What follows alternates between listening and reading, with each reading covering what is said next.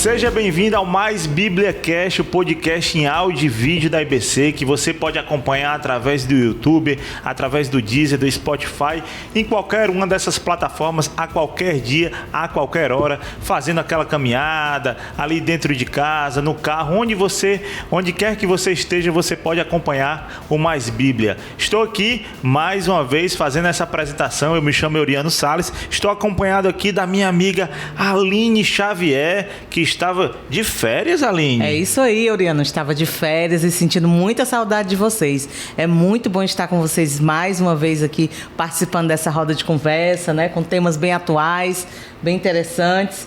E eu tô de volta, gente. Que maravilha, a Aline está de volta e hoje nós estamos recebendo, Aline, um convidado aqui, um convidado especial que no podcast ele está estreando, certo? É a primeira vez que ele está participando desse podcast com a gente. Daniel Almeida, seja muito bem-vindo ao Mais Bíblia Cast. Aê! Rapaz, que alegria, né? Depois de quanto tempo aí do podcast? Já estamos aqui, terminamos agora, foi um mês e pouco, né? Assim, tivemos uma série agora e estamos entrando na segunda.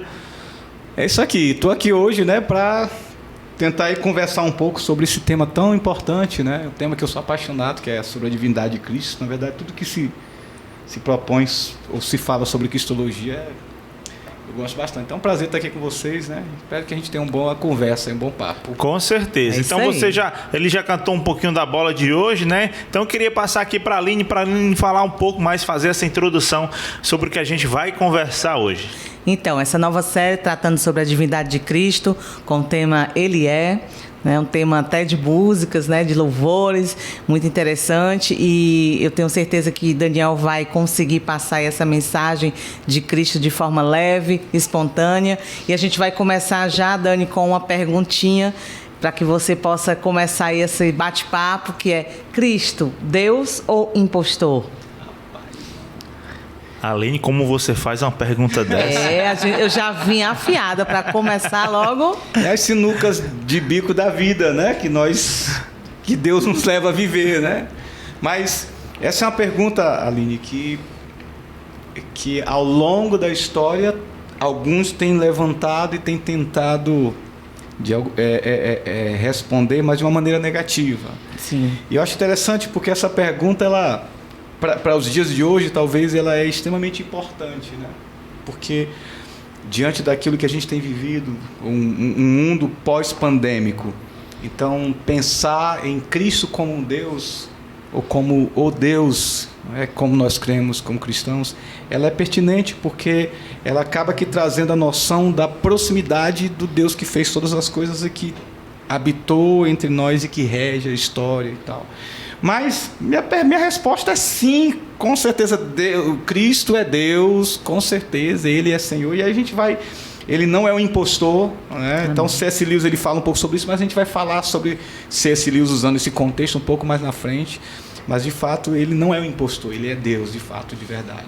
Eu até, pensando nisso, Dani, também, eu li uma reportagem na internet, né, onde diz que um certo grupo vai lançar aí um projeto, uma espécie de peça que vai tratar de Jesus de forma, mais uma vez, de forma, digamos, desrespeitosa, né? Levando Jesus a um prostíbulo e de como ele se comportava. Então, assim, algumas pessoas a gente percebe que não vê em Jesus essa divindade, não vê em Jesus o próprio Deus ou o Filho de Deus. Isso me preocupa, porque a nossa geração, né, já tem dificuldade, e quanto mais essa nova geração que está aí, de entender o papel de Cristo na nossa vida.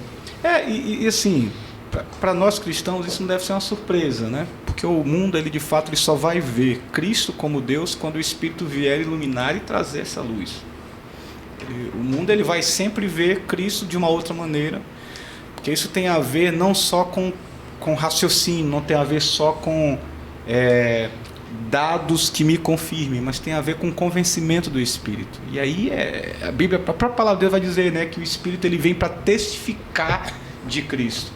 Então, assim, são coisas que a gente vai ver e devemos esperar mesmo, e que isso só mostra aquilo que a Bíblia diz. Paz, a luz que é Cristo, que é Deus encarnado, ele ainda não brilhou no coração desses. Então eles vão ver Cristo como um mero Inclusive, essa tentativa de tentar tirar, né, essa deidade de Cristo, isso acontece desde quando Jesus ressuscitou, né? Então, aquela tentativa de dizer que não, ele não ressuscitou, aquilo que foi criado na igreja ali, nos primeiros cristãos, né? Tentando abafar isso, só que graças a Deus isso nunca aconteceu. Inclusive, quando a gente fala sobre isso, Dani, sobre essa questão da primeira igreja, é interessante a gente ver porque o que a gente sabe da história de Cristo a gente tem relatado ali nos evangelhos, né? Então a gente tem ali 3 evangelhos que a gente chama de evangelhos sinóticos, e aí para você que não sabe o que significa, então eles têm ali o mesmo, eles falam da mesma coisa, ele tem ali o mesmo tema, vamos dizer assim, né? Então Mateus, Marcos, Lucas, eles vão partir ali é muito parecido aquilo que eles falam, só que a gente tem um livro ali dos evangelhos que eles se destaca dos demais, que é o livro de João, e ele vai muito nessa questão aí dessa defesa, né? Dessa questão apologética, né? Dessa defesa de Cristo enquanto Deus, né? Com certeza, porque assim, os evangelhos, cada um deles, o Espírito inspirou os autores a colocarem numa perspectiva diferente. É assim, como é que eu estou olhando aqui a Aline? Eu estou olhando a Aline com o notebook com o slogan da IBC Fortaleza. O Euri, eu já não consigo ver totalmente o notebook dele nessa perspectiva. Ou o Euri não consegue ver a logo da IBC Fortaleza.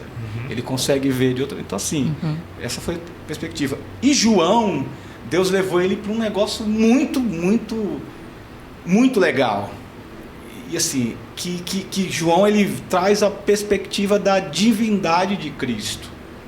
E uma coisa interessante até para falar, que a divindade de Cristo, desde os primórdios, os cristãos eles nunca viram a divindade de Cristo como uma esquisitice. Eles nunca olharam e falaram assim, não, Cristo Deus de maneira nenhuma. Porque a fundamentação da crença do cristianismo é Cristo sendo Deus. É uma pedra fundamental. Se você tira, acabou, né? Então, mas existia no movimento, na história vai avançando, enquanto a história avança, alguns vão levantar e vão questionar, mas todos eles foram abafados, foram, na verdade, vencidos pelo próprio argumento da palavra de Deus. E João, ele traz essa perspectiva, né? Ele já começa com o prólogo dele ali, né? Coisa mais linda do mundo, né?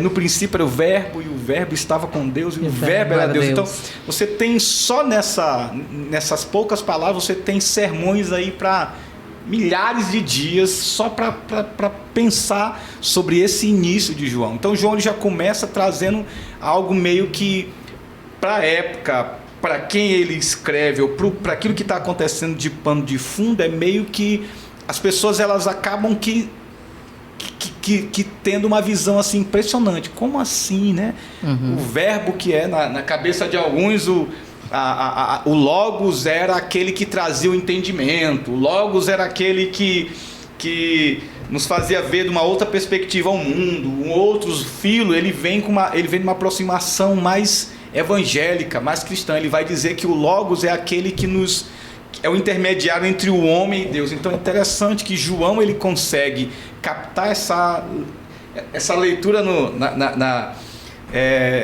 no meio, mesmo no meio secular, não cristão. Ele olha e diz assim, aí há evidências da graça de Deus, há uma revelação bem pequena, tem uma faísca, mas tem. E ele pega desse ponto e coloca aqui, deixa eu ampliar para vocês. Aí ele vai a fundo e começa a introduzir. Então sua epístola, para quem que a gente até fala muito, né?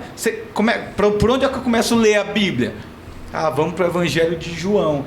Eu tenho uma perspectiva um pouco diferente. Eu acho que deve ir para o Evangelho de João. Mas como a revelação ela é progressiva, então se você vai pensar na Bíblia como um resumo, você tem criação, queda, redenção, consumação. Aí eu vejo como uma série.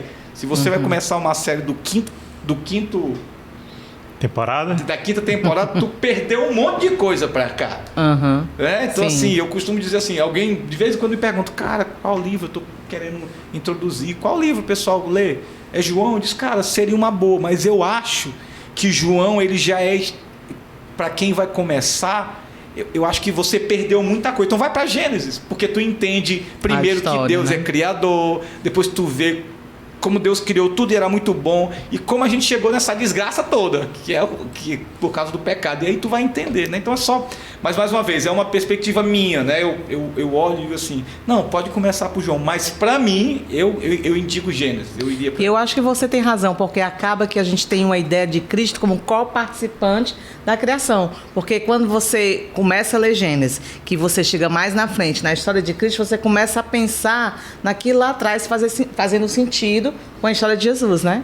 Mas uma coisa que é curiosa é assim, quando João ele usa o termo palavra, verbo, para aquela cabeça oriental da época, né, da cultura, a palavra ela não era algo extremamente vazio e sem valor. A palavra, quando se falava assim, quando declarava uma palavra, essa palavra era extremamente ativa e viva. Então, essa perspectiva é muito forte. Você vê ali Jacó abençoando, aliás, Isaac abençoando Jacó e não Esaú, quando Esaú vem para dizer, mas sou eu, Esaú, primogênito, e Jacó diz assim, mas aquilo que eu falei eu não posso mais voltar atrás. Olha a perspectiva dele. A perspectiva é assim, rapaz, eu não posso mais voltar com aquilo que eu falei, claro. E aí alguns pegam e dizem assim, olha, a palavra tem poder, né? Mas não é isso, você tem que ver o contexto, você vê que ali você está falando de um profeta, né? De um patriarca que tinha essa autoridade divina por trás. Mas existe também um significado que é a palavra, ela é viva, e aí João ele pega ele cunha isso para dizer assim, grego, você que acredita, vamos ver, a palavra encarnou, a palavra tornou-se gente. Sim. E é interessante porque o que acontecia ali naquela época não era nem que eles duvidassem da divindade de Cristo, mas tinha uma história ali naquela época de que Cristo se tornou Deus quando ele, ali logo depois ali do batismo, mas depois que ele morreu deixou de ser. Então era o que se cria que era por aquele período, aquele momento. Então, tipo, Cristo foi Deus só durante 3 anos da vida dele. E aí essa perspectiva que João traz é muito bacana, porque ele vai dizer assim, não, lá no início do mundo, lá no Gênesis, quando o mundo foi criado, ele já estava com Deus, ele era Deus e ele continua sendo Deus. E é lindo isso, né? E aí João ele traz essas fagulhas. Ele vai dizer, por exemplo, 8:58, antes que Abraão existisse, eu sou. É tanto que, qual era a prerrogativa de que Jesus tinha que morrer? Era pelos milagres, pelas obras que ele fazia? Não era isso. Os caras pegavam pedra e diziam assim, tu vai ser apedrejado. E não é por tuas obras não, é porque tu diz que tu é igual a Deus. Olha. Então, se eu estava lendo o autor, ele falando que em cada página do Novo Testamento tem evidências, bastante evidências de que Cristo era Deus. Qual é o problema? É a falta de convencimento no sentido de assim, eu preciso te convencer de que Cristo é Deus. Não. Porque tem 2 aspectos. Tem um aspecto intelectual, né, que é o objetivo, mas tem um aspecto subjetivo. O aspecto subjetivo ele acaba sendo o aspecto da fé, que é onde Deus implanta a fé em nós e abre os nossos olhos para que a gente veja a dignidade e a majestade de Cristo. Sim. Mas é interessante. Então João ele vai falar isso. Antes de Abraão eu sou. Ele vai orar no 17, 17:5, eu acho lindo na oração. Ele vai dizer assim, agora Pai, glorifica-me e leva-me para junto de Ti, para a glória que tive ao Teu lado antes do princípio do mundo. Olha o que está falando aqui, está dizendo aqui, eu e tu éramos um, e antes de tudo existir, nós estávamos ligados. Né? Nós tínhamos uma glória. Então acho que tem muita a evidência bíblica, ela é, aliás, os textos bíblicos eles apontam para isso, eles mostram Cristo é Deus, né? Então não tem como. Aí você começou, Aline, com a pergunta que eu lembrei sobre C.S. Lewis, né? Isso. C.S. Lewis ele tinha uma pegadinha, tu lembra, né, Uri, da pegadinha do C.S. Lewis? C.S. Lewis ele falava sobre aquela questão de Jesus ser será que ele era um lunático? Ele não era? Então ele fala dos 3 pontos. ou Jesus era um lunático, ou era um mentiroso, ou ele era quem ele disse que ele era. Eu tenho um trecho aqui, Cristianismo Puro e Simples, né? Quando ele, ali na verdade foram palestras que ele estava dando para a Rádio BBC, e depois ele transformou aquilo ali no livro, que inclusive uma indicação maravilhosa para qualquer cristão, Cristianismo Puro e Simples, de C.S. Lewis. Ele diz assim, ó: estou tentando impedir que alguém repita a arrematada tolice dita por muitos a seu respeito, né, sobre Jesus. Estou disposto a aceitar Jesus como um grande mestre moral. Alguns com essa tolice, né? Como um grande mestre moral. Mas não aceito a sua afirmação de ser Deus. Essa é a única coisa que não devemos dizer. Lewis deixa muito claro. Um homem que fosse somente um homem e dissesse as coisas que Jesus disse, não seria um grande mestre moral. Ele seria um lunático. No mesmo grau de alguém que pretendesse ser um ovo cozido. Ou então o diabo em pessoa. Lewis sendo Lewis. Aí ele diz, né? Faça a sua escolha. Ou esse homem era e é o Filho de Deus, ou não passa de um louco ou coisa pior. É verdade. E é interessante que esse argumento, eu li esse livro há uns 20 e poucos anos atrás. E eu tive uma conversa com um jovem na época, né? Todo mundo falava, eu não era daqui da IBC, eu morava em São Luís. E ele tinha esse argumento, cara, Cristo não era Deus. E aí eu tinha lido o Cristianismo Puro e Simples, estava encantado, né? Tava, caramba, que argumento. E aí quando a gente veio conversar, eu falei assim, cara, tá... eu lembro, eu não sei se eu peguei, não foi nem do Cristianismo Puro e Simples, foi do livro do Josh McDowell sobre Jesus, que é um livro bem fininho, mais que um carpinteiro. Mais que um carpinteiro. Mais que um carpinteiro. Pronto.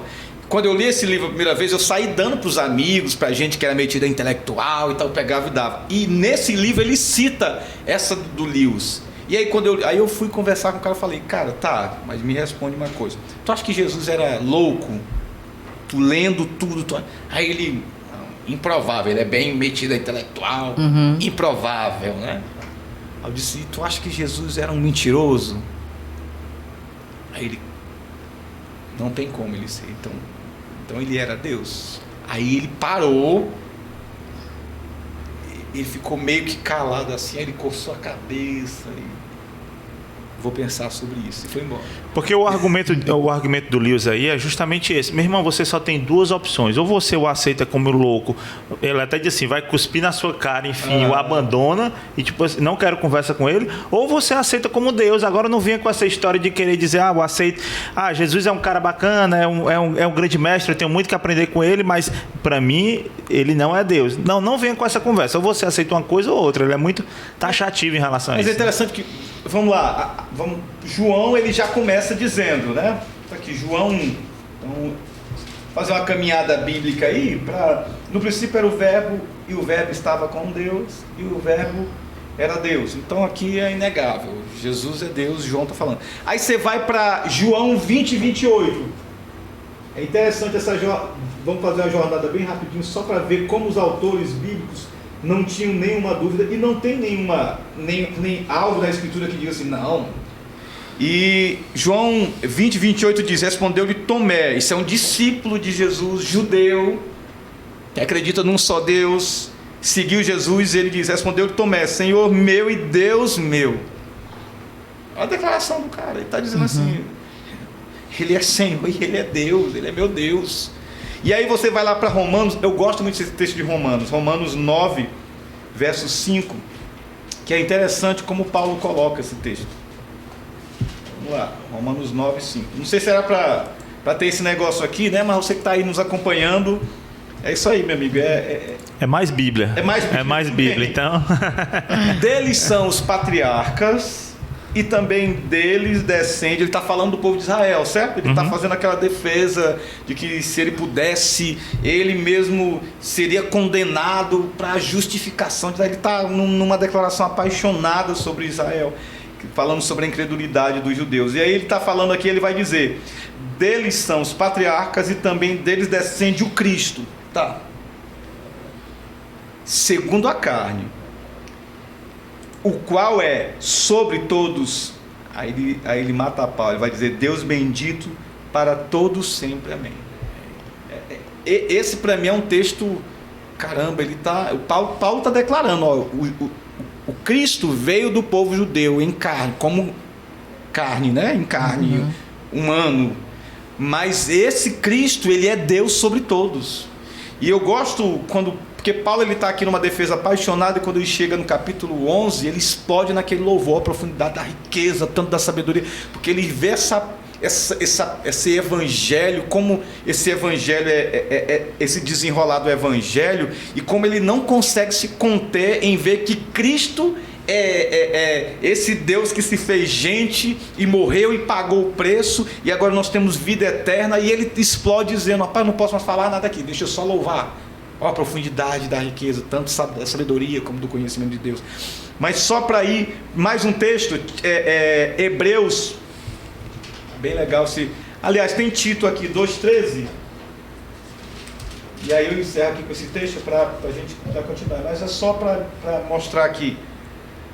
Aguardando a bendita esperança e a manifestação da glória do nosso Deus e Salvador, Cristo Jesus. Não tem dúvida. Não existe dúvida. Todos os textos do Novo Testamento, se você for procurar cada página, ela vai apontar para a divindade de Cristo. A condenação, porque Cristo disse que era Deus. É isso que eles estão acusando. Por que Jesus foi condenado? Foi pelos milagres? Não, eles vão dizer: tá aí, o cara rasgou a blasfêmia, rasgou as vestes na hora lá. Por quê? Porque Cristo declarou claramente: eu sou Deus. Isso é interessante porque conecta com aquilo que a gente falou na quarta-feira passada. Então a gente estava aqui com o professor Hamilton e ele estava falando sobre a questão das promessas messiânicas e como o judeu ele tinha essa expectativa sobre Cristo. E é interessante porque ele tinha aquela expectativa sobre aquele Deus rei, né? Sim. Mas aí aparece alguém que é um servo, né? Um servo sofredor. Os fariseus também tinham uma expectativa totalmente diferente, né? E aí muitas vezes Jesus ele foi bateu contra, né? Foi contra muitas atitudes dos fariseus. E é justamente no momento de milagre, né, que você citou justamente o milagre aqui, João capítulo 9, quando a gente vê ali, no momento que Jesus ele consegue curar um cego, que os caras olham assim e dizem: espera aí, não é qualquer milagreiro. Os caras sabiam que ele era Deus. Sabia. Porque não é qualquer milagreiro que consegue curar um cego de nascença. Aquilo ali só poderia ser feito por alguém que fosse de Deus. Só que aí os caras chegam na sinuca de bico. E agora? Como é que a gente vai... Então é melhor dizer que esse cara é blasfêmio. Então você levanta contra. É aí que entra naquele aspecto que você falou, né, desse Natal aí que estão retratando Jesus de uma maneira... É porque assim... não tem a ver só com uma evidência palpável. Assim, como é que eu reconheço? Como é que não tem a ver. Se Deus, por meio do seu Espírito, não abrir os nossos olhos para a gente ver, a gente está perdido. Então assim, Jesus, várias evidências. Jesus perdoou e os judeus sabiam: perdoar? Como assim? Como é? Quem é você para perdoar? Aí Jesus ele faz algo aos nossos olhos é mais difícil ainda. Ele diz: pai, o que é mais fácil? Eu dizer: teus pecados estão perdoados, ou eu dizer: levanta-te. Aí o caba levanta. Ops, eu me arrepio todo aqui para dizer assim: caramba. Mas assim, não tem como. O Espírito, e aí essa é juízo contra o povo, que olha e diz assim: caramba, eu vi a profecia de Isaías se cumprindo. Olha, tu vai falar e o povo não vai ouvir. Tu vai mostrar e o povo não vai ver. Por quê? Por causa do pecado. E também eu acho que a perspectiva deles de, como o Euriano falou aqui, né, de ter um rei todo cheio de pompa, né, cheio de coisas que atraem, né, riquezas, e Jesus veio na contramão de tudo isso. Então, como o livro mesmo diz, cristianismo puro e simples, Jesus é puro e simples, né, ao passo que é Deus, que é o Todo-Poderoso, que é o Jeová Jireh, tudo aquilo que ele significa e que ele é, né? Ele é mesmo. Mas, às vezes, a nossa perspectiva como humano, pecador e limitados que somos, não conseguimos ver Jesus como Deus nesse sentido. Né? Eu estava até conversando com o Euriano antes de a gente chegar aqui, falando que tem um autor que ele falou o seguinte, que se perguntassem para ele qual é a maior evidência de que Cristo era Deus, aí ele fala assim: a igreja. Eu achei lindo isso. Que ele falou, porque a igreja é algo novo que Cristo fez. É você pegar a gente morta e transformá-las em vivas. É gente que estava no pecado e agora vive uma vida santa.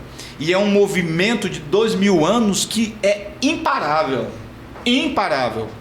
Você lê a história da igreja, você se emociona, você chora, porque assim, como é que homens foram aprisionados, como é que homens perderam tudo, como é que homens viram suas mulheres assassinadas, seus filhos assassinados, mulheres perdendo o marido, filhos perdendo os pais, como é que eles não negaram? Porque a convicção tamanha era tal que assim, assim, rapaz, eu não posso negar, porque Deus encarnado me alcançou, Cristo. Então, esse reino que é estabelecido, que a igreja é esse novo reino, né? É o já e ainda não, né? Tem muito a ver com essa ideia. Então ele diz assim, cara, a evidência, uma das evidências de que Cristo era Deus é a própria igreja. Então nós somos a evidência da divindade de Cristo. Eu achei, caramba, que coisa. Realmente. Isso me lembrou uma passagem, Dani, que a gente vê ali quando o oficial foi falar com Jesus para curar sua filha, e ali Jesus pergunta se ele crê, e aí ele diz assim, ajuda-me a crer. Exato. E eu acho que isso é uma boa para que, rapaz, eu não consigo crer, então faça o seguinte, eu já conversei uma vez com uma pessoa, a gente estava sentado, e ele disse assim, rapaz, eu tenho muita dificuldade, eu queria ter essa fé que você tem, mas eu tenho muita dificuldade de crer em Deus e crer em Jesus. Aí eu disse assim, então faça esse exercício, mesmo que você não creia nele, então já que você não crê, tanto faz, então peça a ele para poder crer, porque isso vem dele, isso não vem de nós, não depende das nossas forças, isso vem a partir do próprio Criador.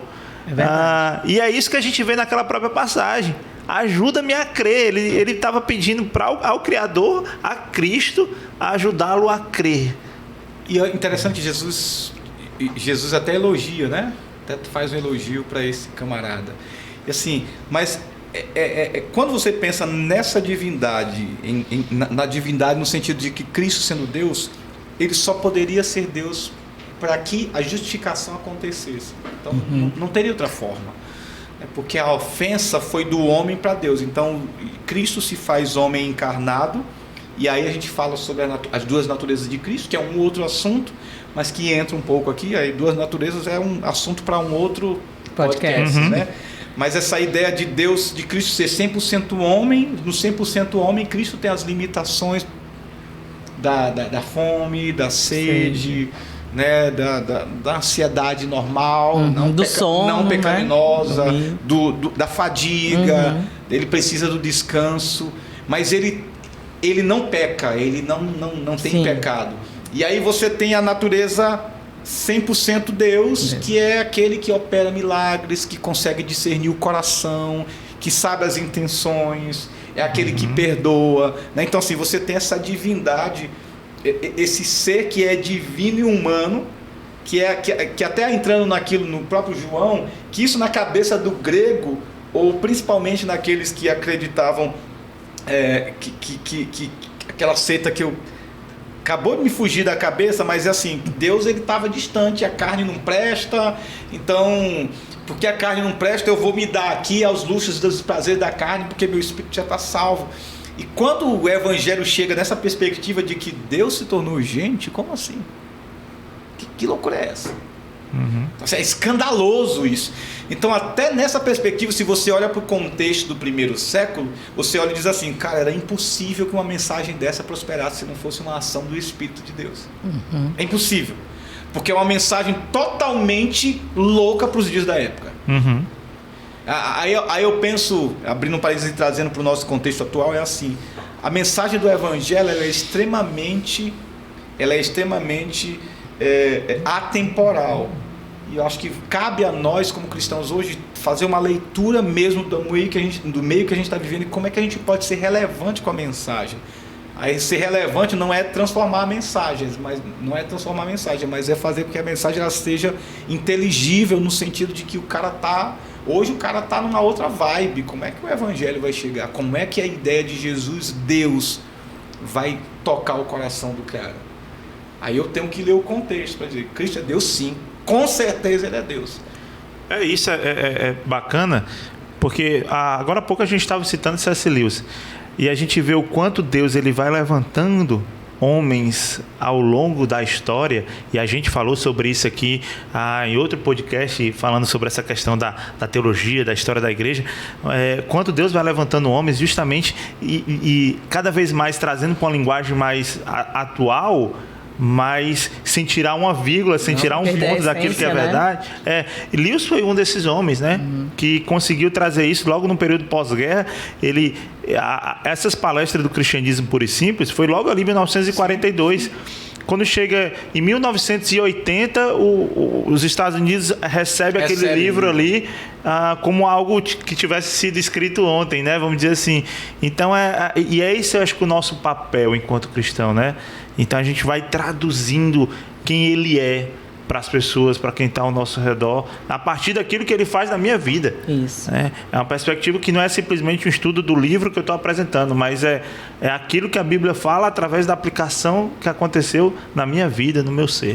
Exemplo, inclusive, da mulher samaritana, né, que estava lá no poço, e Jesus chegou de uma forma tão simples, tão sucinta, e ela entendeu essa mensagem, e ao ponto dela falar para as pessoas sobre isso. Ele é o Messias, né? Ela o reconheceu, assim como aquele endemoniado que a gente tratou também aqui, né? Nos temas discutidos aqui no Mais BíbliaCast, que Jesus foi lá com um olhar clínico e expulsou aqueles demônios, e o cara foi tão abençoado que queria ir com Jesus. Jesus, não, você vai ficar e você vai expandir o evangelho. E aí foi isso acontecendo. Então, essa mudança, ela realmente parte da gente.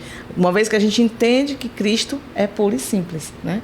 Que o Evangelho, apesar das suas atualizações, ele não perde a essência. Então, a gente sempre resgata, né? Traz à memória aquele que nos dá esperança, para que a gente possa passar essa esperança de Cristo para as pessoas e até para a gente mesmo, né? É interessante essa coisa do Evangelho simples, porque você vê Paulo ali em Atenas, né, e eu estava ouvindo um cara falar e me despertou para uma fala dele bem interessante. Ele vai falar que Paulo, ao pregar em Atenas, Paulo ele usou de uma perspectiva muito interessante, né? Porque ele vai falar sobre os filósofos, ele vai contextualizar de fato a mensagem, e ele fala a linguagem, intelectualmente falando, ele fala a linguagem dos bambambãs.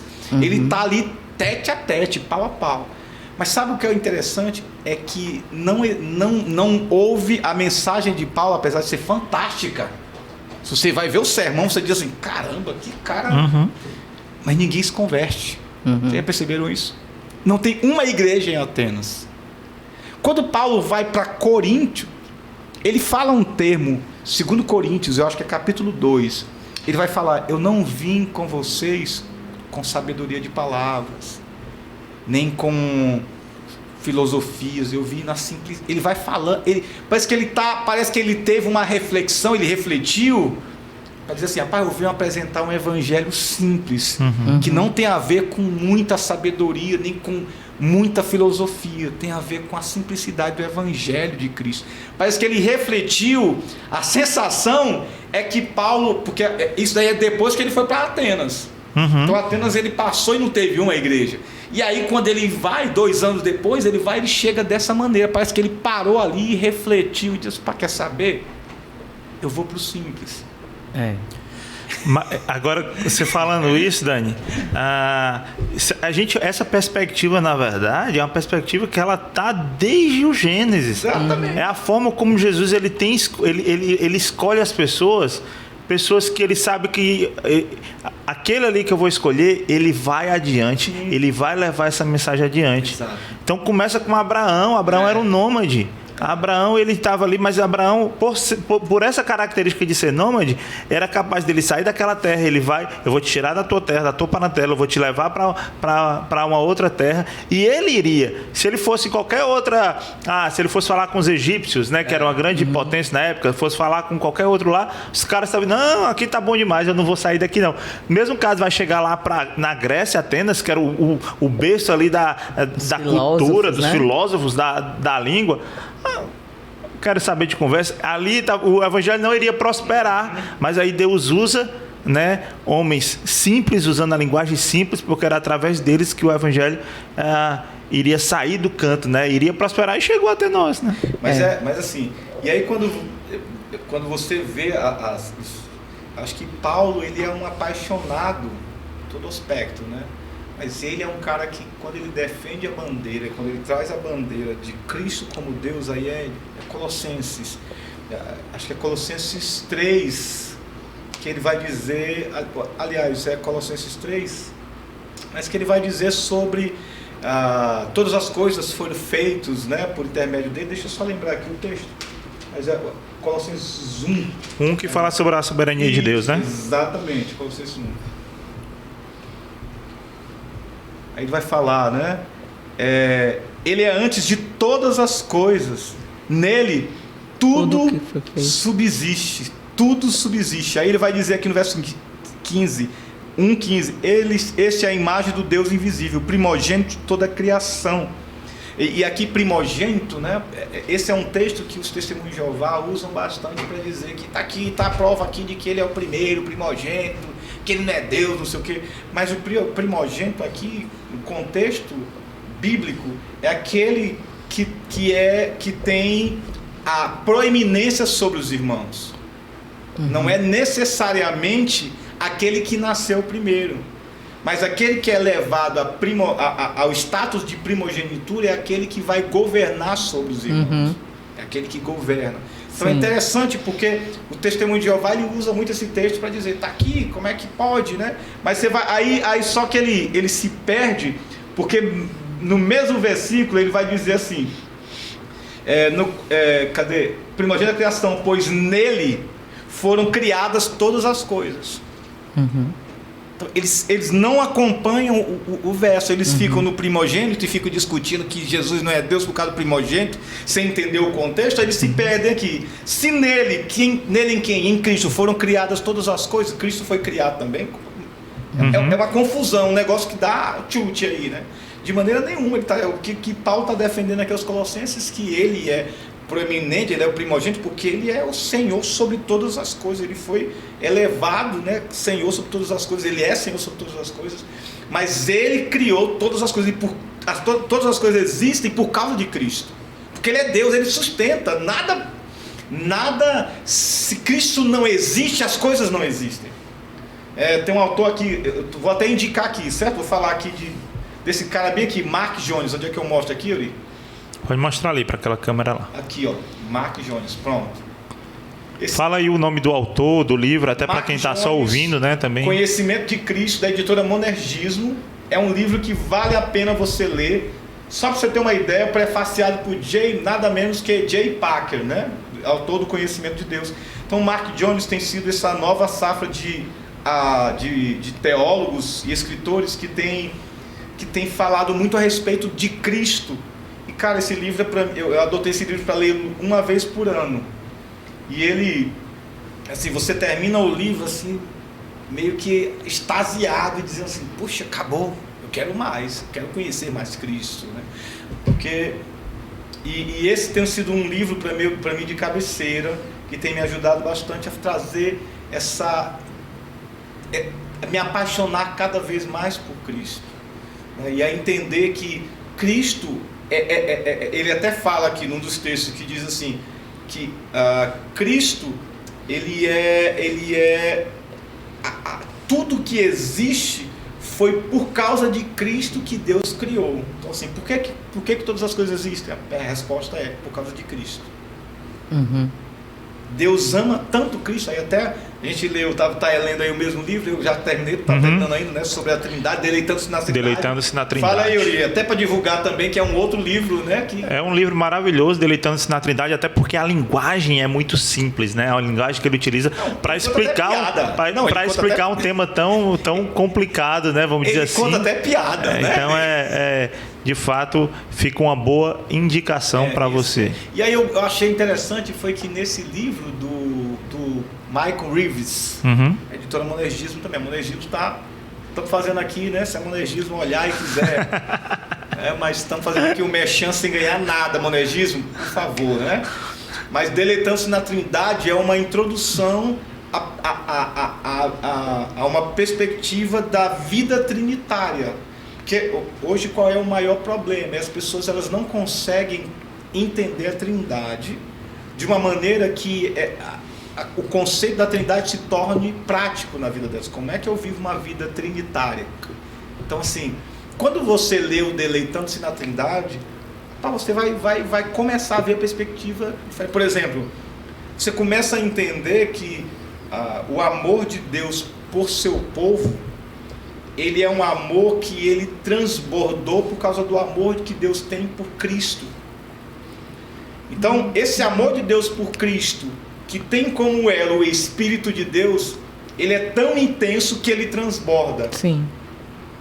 E aí eu acho até interessante que ele vai falar, se Deus fosse sozinho, o amor é um verbo, mas é um verbo em ação. O amor, ele não é uma palavra estática. Mas para você amar, você tem que ter um outro objeto para amar. Uhum. Então, assim, esse amor, se ele é um amor, se Deus é uno, como o islamismo acredita, então, assim, como é que esse Deus ama? Ele não consegue amar. Sim. Uhum. Ele não consegue. E se Deus aí ele traz uma perspectiva interessante, porque ele vai dizer assim, ó, Deus como Criador, se você olha só Deus como Criador, Deus ele acaba que trazendo a criação para autossatisfação. No final das contas, esse Deus depende da criação para se satisfazer. Essa é a perspectiva do Deus uno. Então tem várias outras perspectivas, mas só para a gente pensar. Mas quando esse Deus que é trino, ele é um Deus, a essência, um Deus em três pessoas, aí você começa a entender que esse amor, Deus é amor, né? João ousadamente fala isso, 1 João capítulo 4, né? Rapaz, Deus é amor, mas como é que esse Deus é amor? Por causa de Cristo. Então, e Cristo nos apresenta Deus como o Pai. Aí tu tem uma outra faceta e aspecto que é interessante. Quando você é apresentado a Deus como Pai, você já pensa logo, mas Deus ele foi algum tempo na eternidade ele não era Pai. Aí tu quebra qualquer argumento. Uhum. Porque a Bíblia fala que ele é o quê? Pai da eternidade. Uhum. Assim, Jesus ele apresenta Deus como Pai. Então se tu pensar logicamente, tu vai dizer, se Deus ele é imutável porque ele não muda, ele não varia, ele é o mesmo ontem, hoje e sempre, então Deus sempre foi Pai. Isso. Então não tem como, acabou. Né? Então assim, Cristo é Deus, sim, ele é a segunda pessoa da Trindade, mas a Trindade nessa perspectiva, como é que eu trago a Trindade para o meu cotidiano, para o meu dia a dia? É que por causa do amor que transborda em Cristo, é tanto amor e esse Espírito ministra tanto, esse amor nos alcança, porque Deus ele quer amar mais por causa do Filho. Então ele nos cria por causa do Filho.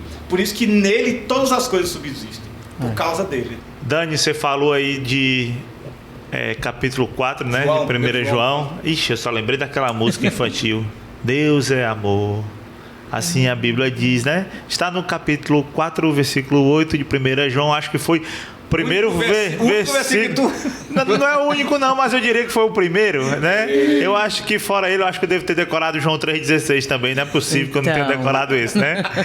Então, Aline, aqui acho que a gente já conversou demais, né? Vamos para conversar esse Daniel, né? Então mas vamos lá. Bom demais, Daniel, muito obrigada aí pela sua participação em mais esse programa, né? Desse bate-papo gostoso.